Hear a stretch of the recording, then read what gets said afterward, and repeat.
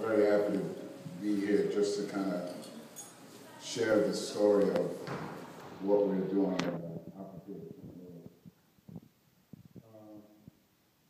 A few years ago, I was approached by a friend of mine who actually runs an organization called Jazz Center.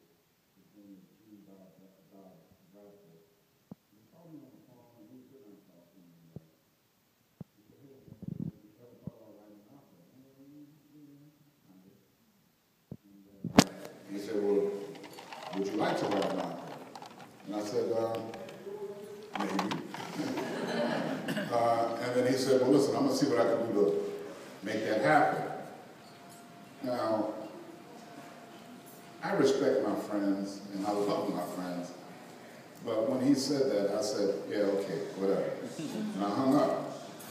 A couple of years later, we get a phone call from Jim Robinson, who is the artistic director of Opera Theater St. Louis. And he met us in New York, and he sat down and asked me about doing this project.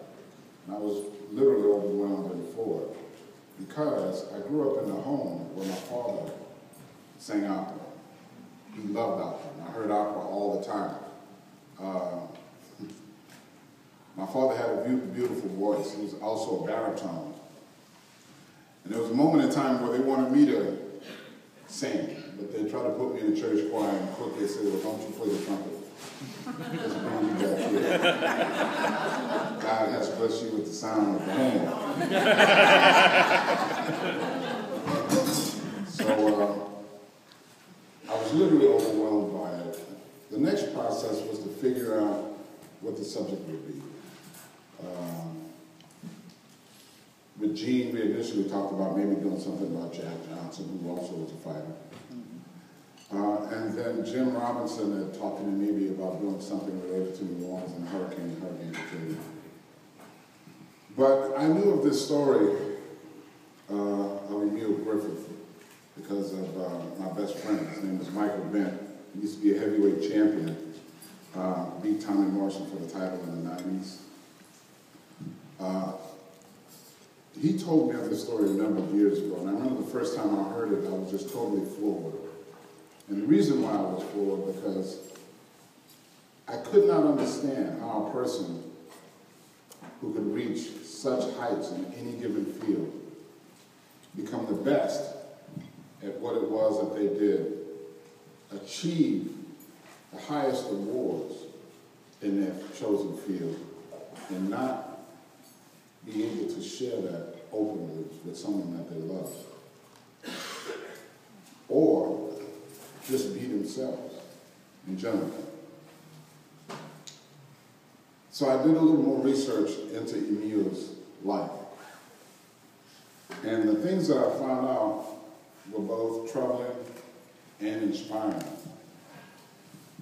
One of the things that I learned is that when Emile was getting ready to fight Benny Perret for the third time, they had both fought 2 times before. Each one had won a fight. And the third fight, Benny was trying to get a little of an emotional edge over Emile. So during the press conference, he knew of Emile's sexuality, but no one in the boxing world had ever outed Emile. And Benny used a very derogatory term in this press conference, which upset Emile to the point where the night before the fight, he had a premonition that something was going to go horribly wrong. And he actually tried to get out of the fight, but obviously he couldn't. So in the fight, there comes a moment where he hits Benny Perret 17 times in 7 seconds. And the ref never intervened. Benny was knocked out. They took him to the hospital where he fell into a coma, laid in a coma for a number of days, and then eventually died. That fight had a large impact on the way the fights after that were officiated. And there was also some question about whether live fight should be on television anymore. After this event, Emile's life obviously was in turmoil. He fought on a little more, but he got out of the boxing game and started working at a boys' home as a security guard. Skip past all of that. There comes a moment in time where Emile is getting dressed to go meet Benny Perret's son. He was a grown man at this point. But at the moment of the fight, he was 2 years old when his father was killed.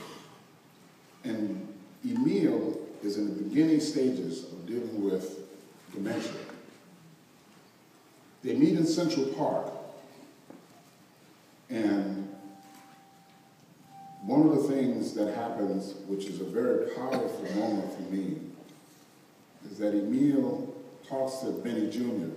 First thing he says is, "How's your mother?" Benny Jr. says she's fine, but obviously she couldn't make this. She couldn't bring it upon herself to come to this meeting. And he goes, "I understand."